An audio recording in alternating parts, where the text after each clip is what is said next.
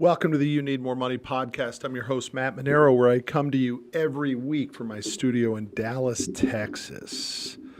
I'm already sick of it, y'all. I am sick of all the advice being given to me on social media, on podcasts, about all the checklists that I need to do to set my 2018 goals, right? Everybody's got their own version of it. Here's the reality. You can't set any goals unless you got clarity on who the hell you are and what you want out of your life. If you haven't figured out that yet, you don't need to set any goals. I call it lifestyle by design, in which you have crystal clarity on what you want your life to look like. You do not need to set goals for your life if you don't have that figured out. Otherwise, you can't set real goals because they're not congruent. They don't go together. They're just you checking a box that says, because it's January of a new year, I've set goals. The most important thing you can do for you individually to achieve and have a successful life is to have crystal clarity on who the hell you are, what you want out of your life, and what you were put on this earth to achieve. Now, let's say you did that. I'm going to give you one thing that if you do it this year, it will absolutely change your financial trajectory for the rest of your life. It comes right out of my book, page 120 in the version that I have of the You Need More Money book. Book comes out March 20th. On a side note, my buddy Coach Bert and I are having a big book launching party in Vegas on February 21st. We will be selling tickets to that. It's going to be on the rooftop of the Mandalay Bay the night before 10X starts. So 10X starts on Thursday. And my buddy Coach Bert and I are going to do a book launch party on that Wednesday night. So everybody's welcome. We'd love to have you. Just follow me on Matt Manero fan page on social, or Matt Manero Instagram, Matt Manero Twitter, and you'll start to see some promotion for that. It's February 21st. Again, reading right out of the book. Page 120, chapter Reserve Account. Perhaps the most important strategy to achieve financial success has been the creation and execution of a reserve account. I mentioned this a few times before, and now I'm going to tell you exactly how it works. Keeping in mind that you need a constant state of brokenness while stacking and racking cash. That mindset has made all the difference for me. I created 2 bank accounts in my life a long time ago. The first account is what I call the household or operating account. By the way, literally my checks say household account on it. They say Matt Manero household account. You probably already have an account similar to this. It's your normal checking account at your bank. Your paycheck is deposited into this manually or via direct deposit each pay period. So that's the definition of what the operating account is. It's where your money typically goes into. The problem is most people only have that one account. And in this chapter of the book, I'm suggesting to you, I'm actually begging you, and on this podcast, I'm falling on my knees begging you to please create a second account. Back to the book. The second account is called the reserve account. This account, as you will quickly see, will become one of the single best decisions you will have ever made. I've used 2 bank accounts for more than 15 years in both my personal and business life, and it has saved my ass many, many times. Most people have this backwards. They spend a ton of time working in and watching their operating account and very little time in their second account, their reserve account. And it's true. So many people spend so much time dotting the I's and crossing the T's and reconciling their operating account because they don't even have a reserve account set up, and they got it backwards. You don't want to spend any time in your operating account. You want that bad boy on autopilot. We'll talk about that in a little bit more detail here in a second. Back to the book. I'm going to now show you how to turn this thought process on its head. You will now learn how to spend very little time in your operating account and a lot more time in your reserve account. You might think it sounds so simple. Duh, it's called a savings account, Matt. Well, you're kind of right. First of all, it is so simple, but hardly ever done. But what really differentiates a reserve account from a savings account is how you think about it and how you use it. I'm going to show you exactly how to use the reserve account in a way that makes it much more useful than a regular savings account. Staying in the book. The reality is that most of us don't want to bother with multiple bank accounts and don't have the backbone to say no to ourselves or to others. Therefore, we only use one account and we fund it with all of the income needed to pay our bills plus a little bit more, and we end up spending it all. Your operating account is the one in which the revenue, your paycheck, comes in and the expenses go out.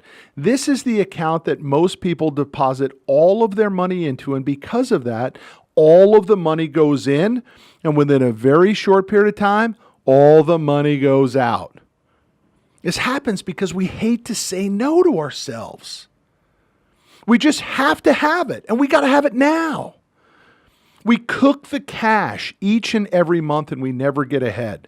But that's not you. Not anymore, at least.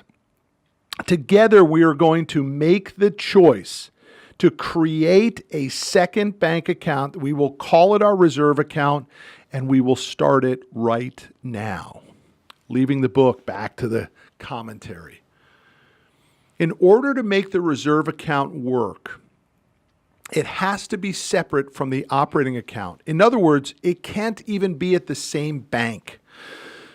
Because most people, if they have a savings account, it's at the same bank. And you know what they're doing? They're transferring money back and forth between the operating account and the savings account. And now with online apps, it's even easier to do it. So if I'm a little short in the operating account, I can just pull from the savings account.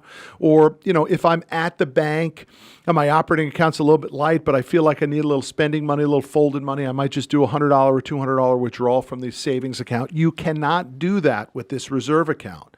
It has to be at a separate bank that has no debit card, no check writing capabilities. In fact, you must go to the bank to access this capital. Now, I just did a deal. Last week, I invested in as an angel investor, I invested in a technology company, and it cost me $100,000. Well, that money in my world comes out of my reserve account. And my reserve account, again, no check writing capabilities, no debit card, no credit card connected to it, and a separate bank than my normal bank. And the bank that I have it in is actually in a very small bank. They only have a few branches. And they are not open on Saturdays, and they close hard at 5 o'clock. Well, for end of the year tax planning purposes, I needed to get that money in. So guess what? I literally had to leave the office, race to the bank, run in the bank, fill out the wire transfer paperwork, sign off on it, go to the president of the bank who I know, have him sign off on it, get the wire transfer sent. All of that had to be done by their wire transfer cutoff at 3 o'clock. It's a pain in my ass, man. I don't want to do that shit. That's the beauty of the reserve account. If you want it, you got to make it difficult to get to it. That's why it's not a savings account. It's not a secret stash account. It's not a don't tell your wife about it account. It's not a save for vacations account. It is a private stack and rack account so that when the opportunity comes along, when you start to do what I tell you in the book, you need more money about how to leverage up in your relationships, how to bring more value, how to solve more problems, how to find a mentor, how to move up the food chain. When you start to do all of the things that I talked to you about in the book, deals are going to start to come your way. Opportunities are going to come your way. Private equity deals, real estate deals, technology, angel investing deals, all that stuff is going to start to come your way. I promise you.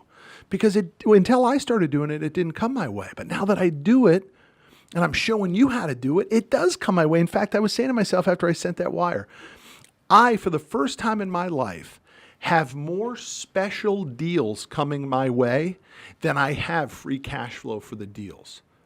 In other words, I've got more opportunities than I have liquid cash willing to be deployed. First time in my life. I remember saying years ago, man, no deals ever come across my desk. How come those opportunities don't present themselves to me? It's because I didn't do what I learned to do, which was move up the freaking food chain, man.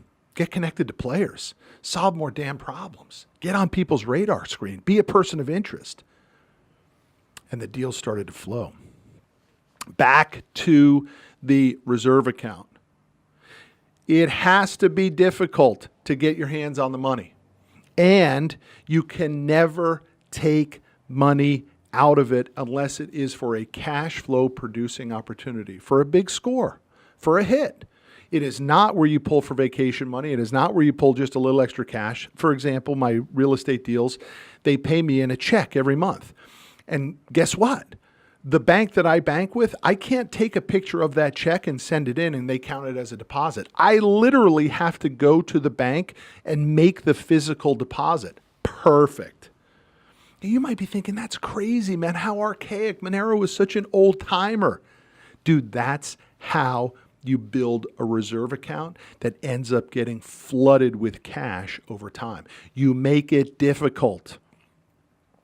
Difficult to get the money in and almost impossible to get the money out. That's the power of the reserve account. And that is my tip for you as you begin to get completely clouded with your goal setting and you start to get upset that you missed your goals already and you're not sure if it's going to be a good year because you didn't do what you thought you were going to do and you didn't really make the physical change. Let me tell you something. The most important thing you can do is build a stack and rack account. It's called a reserve account, and I just told you how. Let me give you one last tip on it. You could make it a physical bank if you want. Remember, cannot be at the same physical bank or even the same banking company, the same corporation as your operating account, or you can make it an online account. I mean, you go to any of the online accounts if you want and just have your money put over there because it has to be difficult. No matter how you set up that reserve account, make sure that it is difficult to get your hands on that money. Maybe in a future podcast, we'll talk a little bit more about how you actually go about making more money to fund that reserve account, but we'll get to that on the next one. Guys, Happy New Year. The world is your oyster. You can do it. You have the ability to win at the financial game of life. You just got to have the discipline to start to do certain things to do it.